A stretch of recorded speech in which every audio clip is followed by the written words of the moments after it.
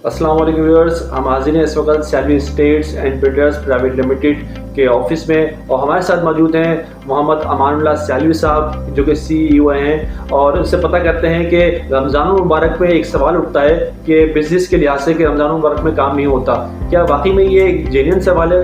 Sir अस्सलाम वालेकुम।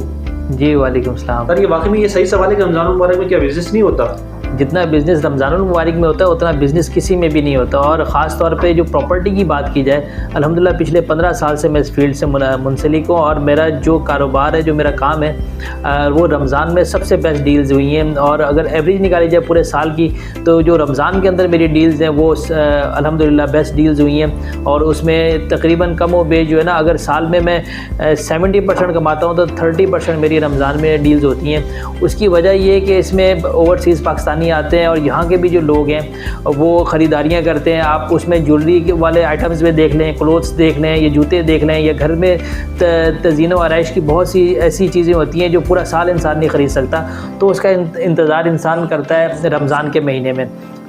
चूँकि ईद आ रही होती है तो अगर इंसान मैं कहता हूँ कि अगर लोग प्रॉपर्टी के काम में रमज़ान में अगर प्रॉपर्टी का काम नहीं कर सकते, या उनको ये लगता है कि यार प्रॉपर्टी की वैल्यू डाउन हो रही है, तो ये सिर्फ उनकी थिंकिंग है। प्रॉपर्टी की वैल्यू कभी भी डाउन नहीं हो रही थी, प्रॉपर्टी की वैल्यू बढ़ रही होती है। अगर आप यही कहना शुरू कर दें कि रमज़ान में प्रॉपर्टी का कारोबार बढ़ रहा है, बाहर से लोग आ रहे हैं, तो ये इसमें लोग मज़ीद इंटरेस्ट लेंगे। लोग असल में जब इंसान बात कर रहा होता है ना नेगेटिव, तो तमाम के लोगों के जहनों में नेगेटिव थिंकिंग आ रही होती हैं। इसी तरह मेरे जितने भी प्रॉपर्टी डीलर्स हजरात हैं उनसे ये रिक्वेस्ट है कि हमेशा पॉजिटिव सोचें। और रमज़ान ख़ास तौर पे जब आता है तो ये कहना शुरू कर दें कि यार अब रमज़ान आ गया, अब माशाल्लाह रेट्स अप जाएंगे, अब ओवरसीज़ आ रहे हैं, अब जैसे रमज़ान में फ्रूट्स की कीमतों में भी इजाफा हो जाता है, लोग पैसा निकालना शुरू कर देते हैं। तो ये जितने भी प्रॉपर्टी से मुंसलिक लोग हैं वो ये कहना शुरू कर दें कि जो है ना अब रमज़ान आ गया, अब जो है ना लोग बाइंग करेंगे रमज़ान के महीने में, और जेन्युइन क्लाइंट्स रमज़ान के महीने में ही आते हैं।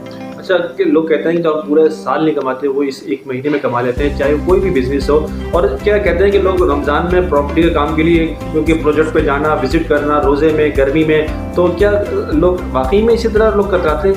देखें, अगर रमज़ान में अगर प्रॉपर्टी वाले अगर ये सोचा शुरू हो जाएंगे यार हम बाहर जाएंगे, इस तरह तो फिर लोग नौकरियों पे भी ना जाएं, इस तरह तो फिर घर सो के गुजारा करें। अगर मैं कहता हूँ जो बंदा रमज़ान में काम नहीं कर सकता वो पूरा साल काम नहीं कर सकता। और ये इंसान की सोच है। अगर इंसान ये सोचता है उसके सामने गर्म चाय है ना, तो वो ये सोचेगा यार ये तो ठंडी है, बिल्कुल गर्म होगी ना 5 मिनट तक वो भी ठंडी हो जाएगी।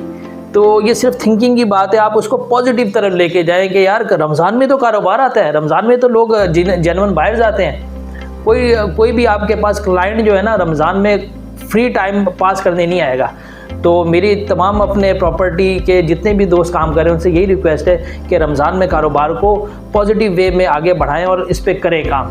Thank you viewers. और प्रॉपर्टी के जितने भी क्लाइंट हैं, चाहे वो बिजनेसमैन हैं, उन्होंने आज मैसेज सुन लिया होगा मोहम्मद अमानुल्लाह सैलवी साहब का कि क्लाइंट हमेशा सीरियस जो है वो रमज़ानों में आते हैं और रमज़ान में बहुत बिजनेस होता है। तो यकीनी तौर पर हम उम्मीद करते हैं कि आज हमारी वीडियो आपको पसंद आई होगी।